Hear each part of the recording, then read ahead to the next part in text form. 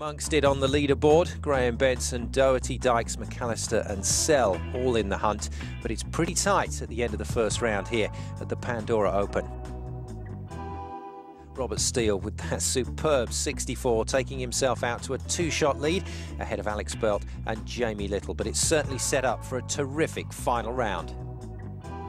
Time for some final round action. Well, on the first, a birdie putt for Paul O'Hanlon was successfully negotiated,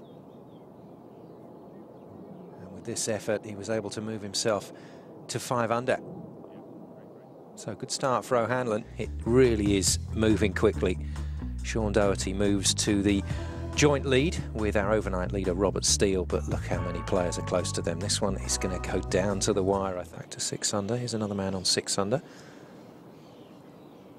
Paul O'Hanlon, we saw him make a decent start at the first. This to go to 7 under. Sliding by. Nice stroke, kept his body very still. Hands and arms just hanging down from a postural position.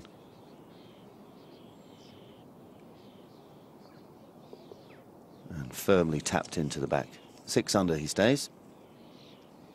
Steele then moves to 9 under. Sean Doherty with a good save to remain at 8 under. And a whole host of players that will still consider themselves in with a very good chance at the Pandora Open.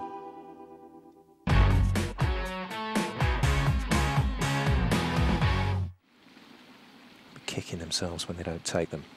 O'Hanlon then to try and make another birdie. Want to see it disappear? Not quite. Very good attempt. That's the 11th hole, playing the easiest hole this week. Par 5 of 562 yards. Been well over 100 birdies here. Birdie opportunity again for Hanlon. I wonder how many more times we'll say that in this round. He really has given himself chances, but they've all been from this sort of distance. That's got to move a long way. Not bad, but again, not happy with his read. Difference is when you're reading greens which are much quicker, there is actually a lot more break. But the nearest man to them after that is Craig Lee, 2 shots off the pace. At the moment, looks like it's between 2 men, Doherty and Steele. Welcome back to the Pandora Open here at Burr Hill Golf Club in Surrey. Super weather conditions for these young players in the final round. But it's proved a very tricky demand indeed, and particularly the closing stretch. And Ross, I just wonder what sort of figure are we going to look at for a decent mark in the clubhouse? I suppose if you're going to put any pressure on the real leaders, I think you have to possibly get towards double figures. Paul O'Hanlon. Just a little left to right. For a birdie, unlucky. Good pace. I like the look of Paul as a player. It's a nice tidy golf swing. Has a good putting stroke, which will pay great dividends in the future. Well, if he'd sunk all the birdies that we've seen him have chances on today, he would have certainly been double figures under the card. Has to come to terms with remaining on 6 under. This tournament is getting more and more exciting.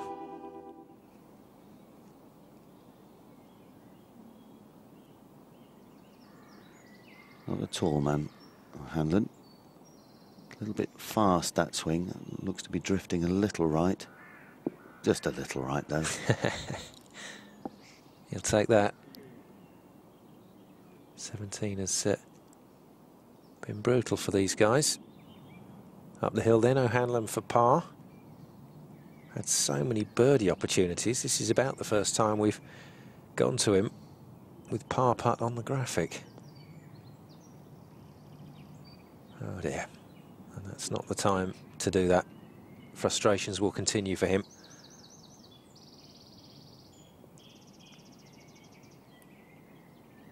Tap in then, but it'll move him back to 4 under. It's a genuine contender at the start of this round.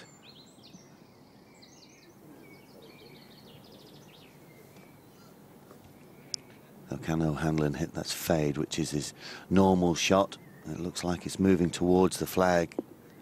It was on line, just half a club out. Sizable distance short. Long range putt, up the green. Should move left to right as it comes up there. From about there. But you've got to hit it. Might have been fooled a little by the pace of the chip of Martin Sell as it came across the green. O'Hanlon then for his part.